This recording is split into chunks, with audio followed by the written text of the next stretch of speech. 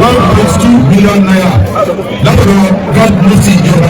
àwọn òbèjì rábì tó bá yan mufti tá a bá mú tí ó máa jẹ́ mufti rábìtà ọmọ ìyá sí pé ẹni tó tó ẹ̀ kálí kàtà tó màmá tó lọ kò ń ṣe wípé mufti tó wà jókòó sílé tó kàn máa sọ̀sọ́kùsọ tó da àwọn èèyàn nù irú mufti yẹn kọ́ la fẹ́. wọ́n dá rábìtà yìí kalẹ̀ kí wọ́n tó dá Supreme Council kalẹ̀. kò sí ẹgbẹ́ àwọn kọ́ni tó rábìtà yìí ṣẹgbẹ́ tó láwọn àfa àwọn èyí ṣẹgbẹ́ Sheikh Abdulrazak tá a mú àmọ́ níwọ̀n bẹ ìdí èèyàn nínú bí a ṣe wáyé nílẹ̀ Yorùbá yìí àkóṣì kájú kan tá a fẹ́ ṣe. Allahu Akbar. ìyẹn la fi mú mufti yẹn wọ́n fẹ́ kọ́ ọmọ yìí pé ó sì yẹ gbogbo kálukú pé Sheikh Adam ọmọ Ìlọrin lóòótọ́ àmọ́ ọmọ Ọ̀yọ́ ni wọ́n aslan. Allahu Akbar. ọmọ Ọ̀yọ́ tí wọ́n jẹ́ yẹn wọ́n lo gbogbo òṣèlú wọn ní Ìlọrin kọ́ ni wọ́n ti lò Ìbàdàn bí òun ni wọ́n ti lò. Allahu Akbar. nílẹ̀ Yorùbá kò sí ọba kan nílẹ̀ Yorùbá láti pé òun ni ó yẹn òun ni ó máa ṣe ìmáàmù kò sí. yóò yà gba àwọn àìmọ̀ àfáà yóò gbà wọn lálejò ni ìgbà wọn lálejò tó bá gbà wọn lálejò wọ́n ṣàdúrà fún wọ́n bí abùkátà ẹ̀ ìbí abùkátà ṣàdúrà fún yẹn ni yóò sọ wájú ilé ọba yẹn àbí ọjà ilé ọba yẹn wọ́n fi kọ́ mọ́ṣáláṣí síbẹ̀ lọ́ọ̀ gómìnà ìgbé òun ní ọ̀wá jẹ ní ọmọ àwọn agbé ó yá mo yan ìmáàmù yín rárá nípa bẹ́ẹ̀ yẹn àwọn ìmáàmù ilẹ̀ Yorùbá yìí kò sẹ́ni tó ń sanwó oṣù fún wọn àwọn ni wọ́n nǹkan tí wọ́n bá rí òun ni wọ́n fi ń sanwó. aṣáájú lọ náà ṣe ìmáà àti àwọn àfáà àwọn ni wọ́n lẹ́tọ̀ọ́ àti fini síbò pàápàá láti lè bá ojútó ẹ̀sìn Islam èyí ẹ̀ làwọn bàbá dúró lé láti lè máa ṣe àwọn ojú ọ̀nà yìí dáadáa àti dáadáa. àwọn kan wá ní àwọn kan ló tọ́ sí kò tọ́ sí ẹnìkan kan ju aṣáájú lọ. àwọn aṣáájú ni wọ́n ní ẹ̀tọ́ yìí láti lè máa mú nínú ìjọ ọmọ àwọn tó bá ṣe pàtàkì tó dúró dáadáa nínú ìlú nínú state pàápàá lórílẹ̀‐èdè láti lè ọ̀nà ẹgbẹ́ máa jẹ́ báyìí kó sì máa jẹ́ bẹ́ẹ̀ kò sí lọ́dọ̀ ẹnìkan ọ̀dọ̀ àwọn àfáà àti imam lọ́wà òun náà là ń ṣe lọ́wọ́ yìí láti lè mú ojúlówó mufti wá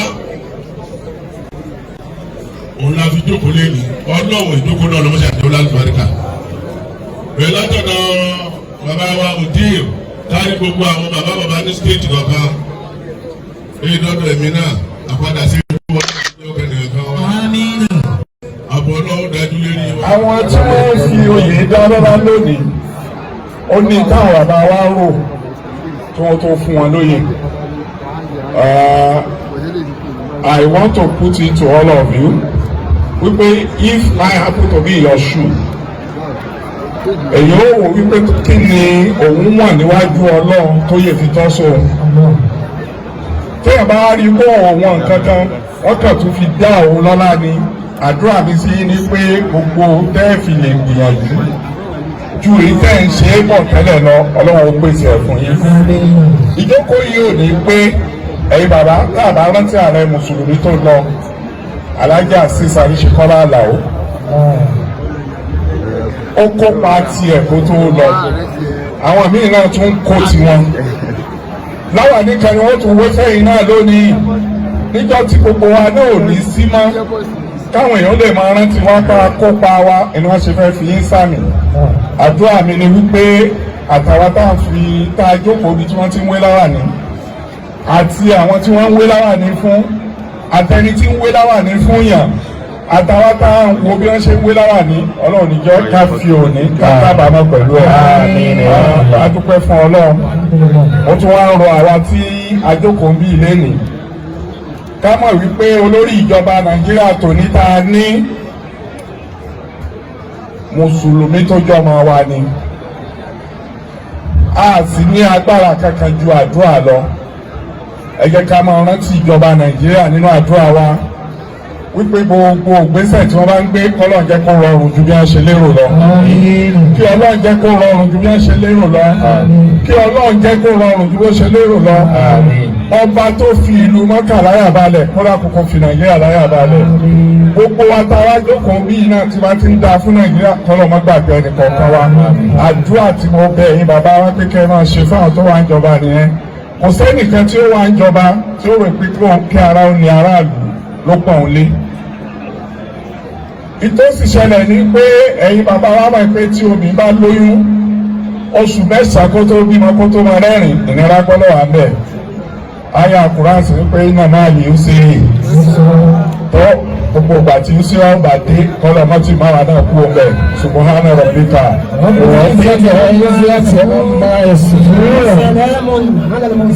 ìgbà tí àlìyó sọ̀rọ̀ tí ó bá padà dé sọpọ́lọ́hùn ní mímú kó ń bẹ̀.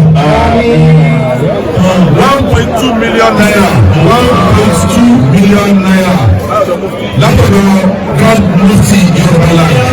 Ọ̀ya àwọn ẹ̀ma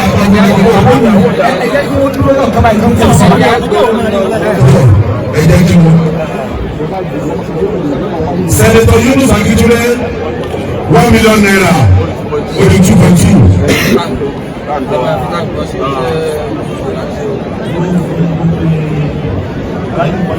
Alhaji Kọ́lápọ̀ ààrẹ àdínní akọ̀rọ̀ Central Mosque. Àwọn PA yìí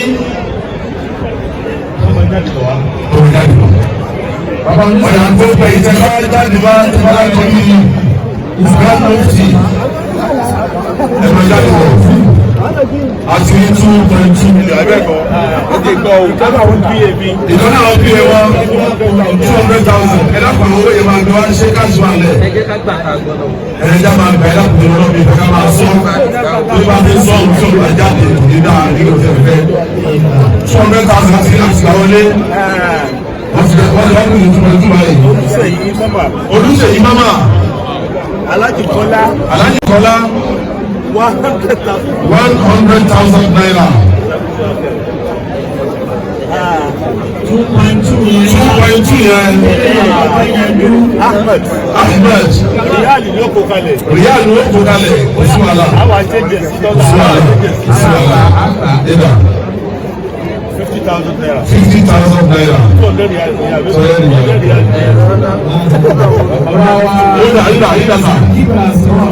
Èrò ẹ̀fọ́ sẹ̀jẹ̀ sí wọn, account number capital wà lórí yóò Sẹ́ríkì Kọ̀dùríyà 500,000 naira. Ẹ̀yà kúrò.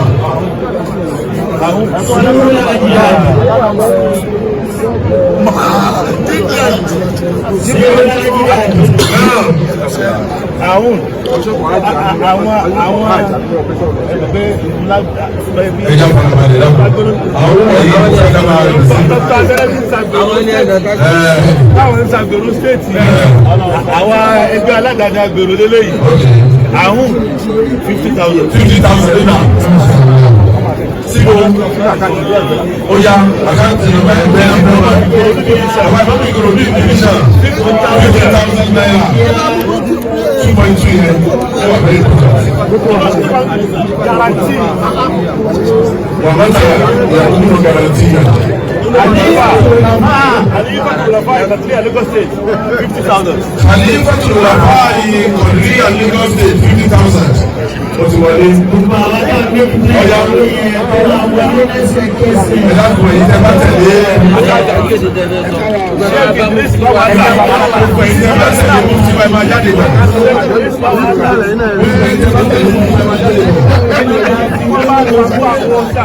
Ẹ̀jẹ̀ bá ta fọwọ́ sákàtì. Kásẹ̀ ní ìfọ̀sì ẹ̀ sí Grand Mufti. Ọba Adébólúwà Ìgbòho láti Ìkòròdú division.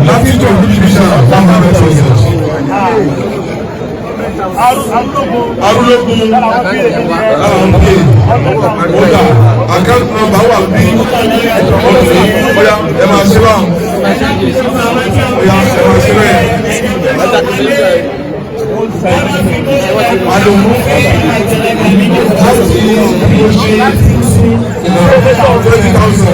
Professor Noah Junaid. Professor Noah Junaid. Arabic linguist. Arabic linguist. Lagos State University. Lagos State University. 50,000. 50,000 naira. Ida. Ẹ̀kọ́ dárúkọ àwọn olórí ilé. Wọ́n invoice yẹn. After ọgọ́rùn-ún àgbẹ̀. Jubilee Estate. 50,000. Jubilee Estate. 50,000 naira. Account number. Jubilee Estate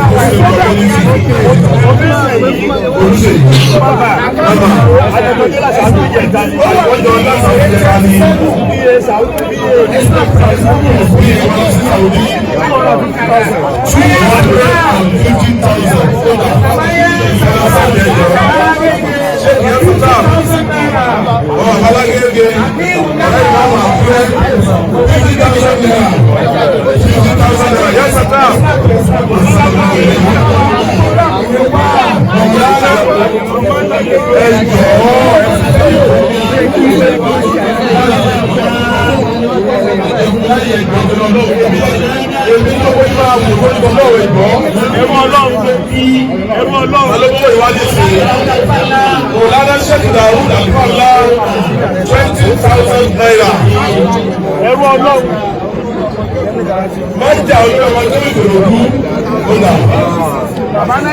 Ẹ̀ka àìsàn ìyàgbẹ́ bàrà rábítà. Èyí tẹ́ wọ́n ti tàbí owó àkáǹtì nọ́mbà rábítà tó wà lórí bókè ọwọ́ yìí ní kẹta fáàsì o. Ẹ̀wọ́n lọ bí kankan o. Ìyàwó wa mùsíù. Wọ́n ní lọ mùsíù ni wọ́n bá wá o. Ilé ìyá wa 20,000 naira.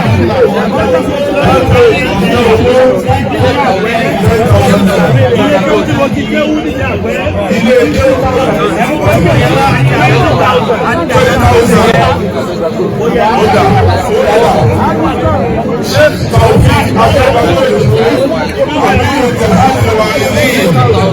50,000 naira. Sheikh Imam Yasi Yakobe Abdullah Alolodi 10,000.